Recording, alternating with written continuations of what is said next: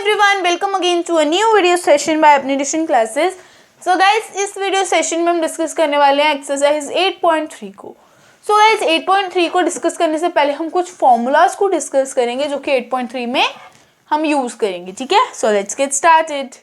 So guys, सबसे पहले अगर आपको प्रॉफिट फाइंड करना हो तो आप क्या फॉर्मूला लगाओगे?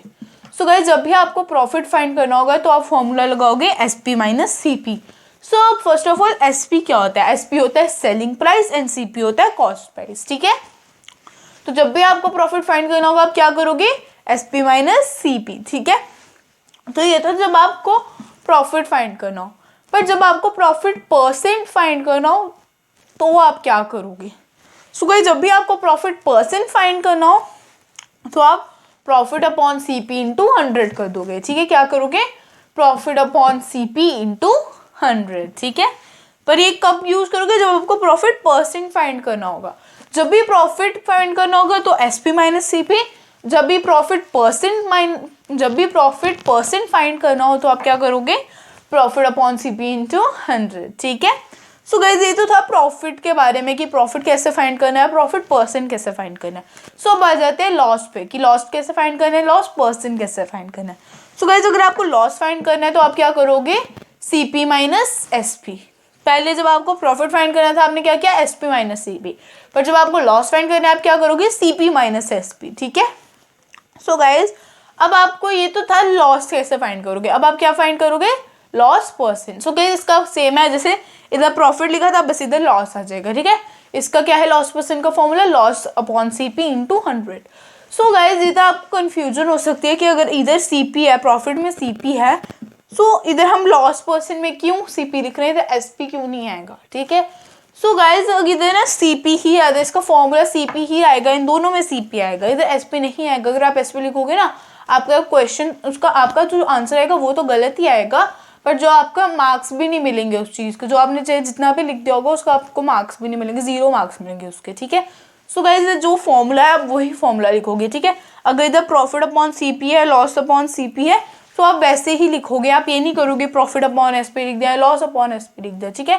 प्रॉफिट अपॉन सीपी है तो लॉस अपॉन सीपी है, दोनों जैसे फॉर्मूला से इनको वैसे ही रखना, वरना आपको मार्क्स कट सकते हैं, ठीक है। सो इधर क्या है लॉस परसेंट का formula? Loss upon CP into 100, ठीक है। सो गाइज, अब ये तो था profit percent, loss and loss percent, means profit and loss के बारे में थे। सो अब देखते हैं आगे, अगर आपको एसपी फाइंड करनी हो, सीपी फाइंड करनी हो। सो गाइज, अगर आपको एसपी फाइंड करनी हो तो आप क्या करोगे? CP plus profit. क्या करोगे? CP plus profit. जो भी आपको प्रॉफिट होगा आपके पास एंड जो भी आपके पास सीपी होगा, उन दोनों को आप प्लस कर दोगे तो आपकी एसपी फाइंड हो जाएगी, ठीक है। सो अब देखते हैं सीपी कैसे फाइंड करनी है। सो गाइज, अगर आपको सीपी फाइंड करनी होगी तो आप क्या करोगे? एसपी प्लस लॉस, की जो भी आपका लॉस होगा एंड जो भी आपका सेलिंग प्राइस होगा आप उसको प्लस कर दोगे तो आपकी सीपी फाइंड हो जाएगी, ठीक है। एंड गाइज, सीपी फाइंड करने का एक और तरीका है कि आप सीपी माइनस लॉस कर दो, ठीक है। जब आप सीपी माइनस लॉस करोगे तो आपकी सीपी निकल जाएगी, ठीक है। सो गाइज, यही हमारे फॉर्मूला थे। आई होप आपको समझ आए होंगे। एंड गाइज, अगर आपको कोई भी डाउट है सो प्लीज़ कमेंट सेक्शन में कमेंट कर दो ताकि मैं आपको जल्दी से आपका डाउट क्लियर कर सकूं, ठीक है। सो गाइज, अभी आप पहले इसका स्क्रीनशॉट लो, फिर हम एक्सरसाइज पे आते हैं, ठीक है।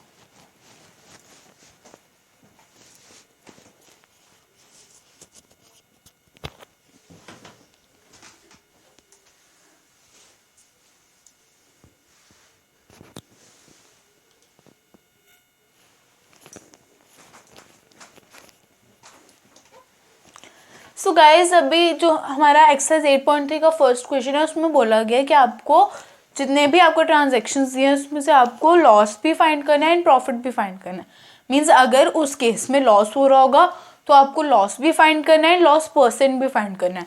और इनकेस अगर उस केस में प्रॉफिट हो रहा होगा तो आपको प्रॉफिट भी फाइंड करना है एंड प्रॉफिट परसेंट भी फाइंड करना है, समझ गए। सो गाइज, अब आपका ए पार्ट देखो। ए पार्ट से आपको इजिली क्वेश्चन समझ आ जाएगा क्वेश्चन था क्या, ठीक है। Gardening shares bot for ₹250 and sold for ₹325। So guys, जो गार्डनिंग शेयर्स हैं, बोल रहे हैं कि जो भी गार्डनिंग शेयर्स हैं वो खरीदे गए थे ₹250 में, मीन्स 250 में वो गार्डिंग शेयर्स खरीदे गए थे, ठीक है, एंड बेचे गए वो 325 में, ठीक है। समझिए कि जो खरीदे थे उन्होंने 250 में एंड बेचे उन्होंने 325 में, ठीक है।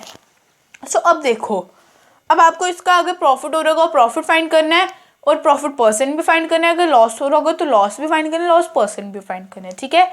सो गाइस अब सबसे पहले सीपी क्या होती है, कॉस्ट प्राइस की, मीन्स उसमें आपने देखो अब जो खरीद रहा है उसकी कॉस्ट प्राइस, मतलब हम ले, जैसे मैंने एक पेन लिया, ठीक है, समझो मैंने एक मार्कर लिया है, ये 10 रुपीज़ का है, ठीक है, इसकी कॉस्ट प्राइस क्या हुई 10 रुपीज़, क्योंकि इसको मैंने 10 रुपीज़ का लिया एंड फिर जब मैंने इसको आगे बेचा तो मैंने इसको 20 रुपीज़ में बेचा, ठीक है। मैंने खरीदा 10 रुपीज़ में पर लेकिन मैंने बेचा 20 रुपीज़ में, ठीक है।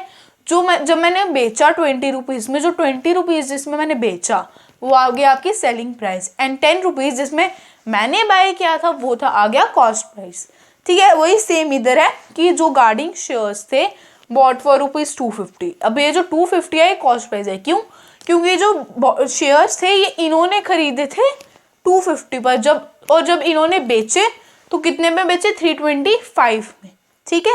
सो बेचे इन्होंने 325 में पर लेकिन खरीदे इन्होंने 250 में, ठीक है।